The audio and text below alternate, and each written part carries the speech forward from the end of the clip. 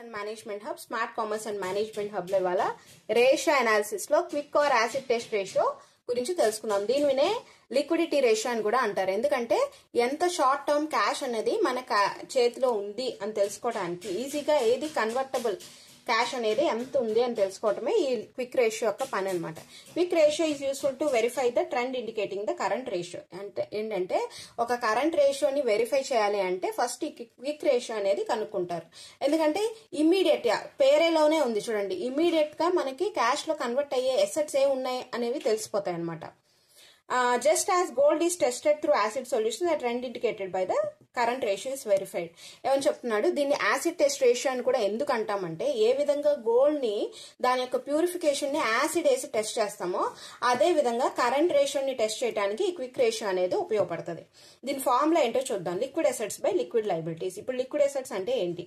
Current assets లోంచి stock, prepaid expenses తీసేస్తే ఇక లిక్విడ్ అసెట్స్ అనేవి వస్తాయి. అంటే ఈజీగా లిక్విడ్ గా కన్వర్ట్ అయిపోయేవి, అంటే క్యాష్ గా కన్వర్ట్ అయిపోయే అసెట్స్ అనమాట. లిక్విడ్ లయబిలిటీస్ అంటే కరెంట్ లయబిలిటీస్ లోంచి బ్యాంక్ ఓవర్ డ్రాఫ్ట్ అంటే ఓడి తీసేస్తే, బ్యాంక్ ఓడి అంటే ఏంటి, మనం ఎక్కువగా అమౌంట్ డ్రా చేసిందే కదా, సో అది తీసేస్తే లిక్విడ్ లయబిలిటీస్ అనేవి తెలిసిపోతాయి. దీని యొక్క ఐడియల్ నార్మ్ ఏంటి అంటే 1:1.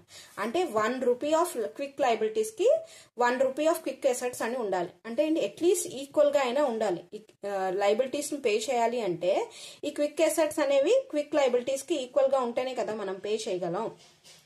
A high quick ratio along with a higher current ratio indicates a good short term solvency. ఏం చెప్తున్నాడు, ఒకవేళ క్విక్ రేషియో అనేది ఎక్కువ ఉంది, అలాగే కరెంట్ రేషియో కూడా ఎక్కువ ఉంది అంటే మనకి గుడ్ షార్ట్ టర్మ్ సాల్వెన్సీ అనేది ఉంది.